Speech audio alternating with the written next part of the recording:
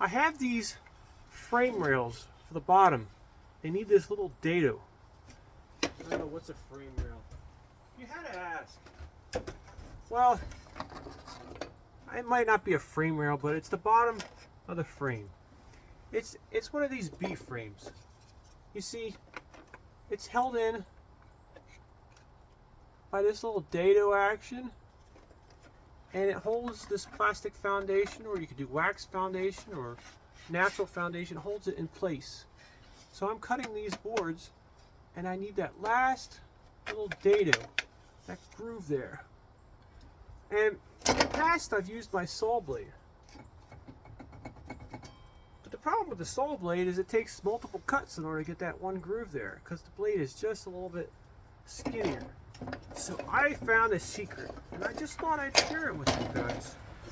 I got this, I don't know, maybe it was Home Depot, Lowe's, one of them places. It's a dado blade set, and it has an inner and outer blade, and you put chippers in between like this. You got an inner and outer blade, and then you get these little chippers that go between them, and you can get it wider and skinnier depending on how many chippers you put in there. Well, I found out that this inner outer blade, all you need is one of them, and it's actually about 1/8 of an inch thick, which is perfect for that bottom. Fits right in that groove, perfect almost. It's a little snug, which is fine and Jim Dandy, because my pattern, it's red, and so I don't know it's a pattern. It don't quite hit the bottom because this foundation is just a tad bit wider. So if it's a little wider, so be it. It might actually work a little better. So that's what my plan is. If you stick around, I'll show you how I set it up. One of the first things I do when changing my blade is make sure I unplug the plug. That way I don't accidentally turn it on by mistake.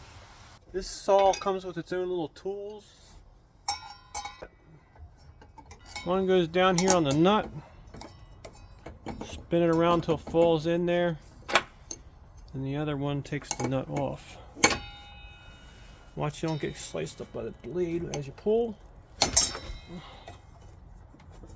Once that's loosened up, you pull this nut off. You'll drop it down in there, you'll be fishing for it. So that's the nut. Then it has a washer. This has a slot in it. It stops this nut from loosening up. And we don't need this anti-kickback device. So this, you pull up this little handle here.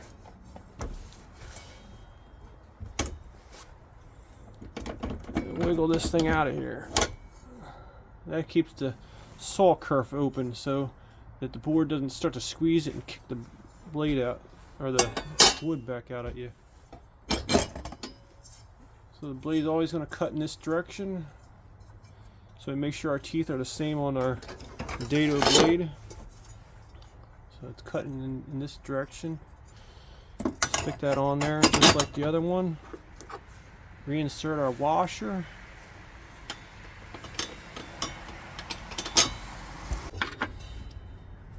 Then we put our nut back on. Ah, shoot, I dropped it down in there.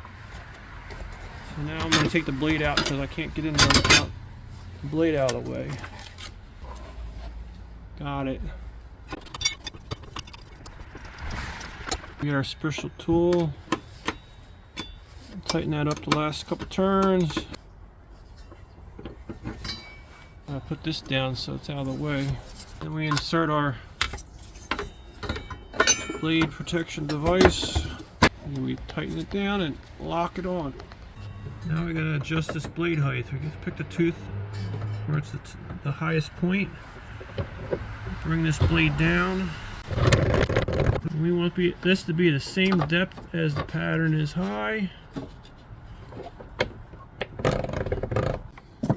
So now we're going to put on our guide.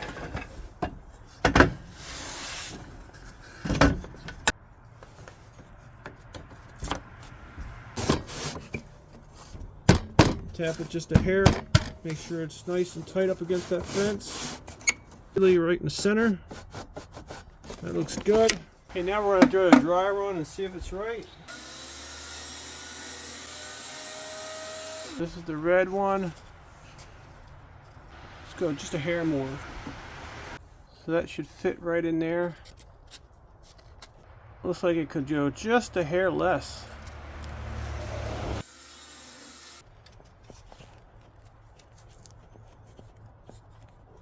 There we go. That's more like it. Oh, and I got my push sticks so I don't chop up my fingers. They used to look like that on the end. Let's try it out.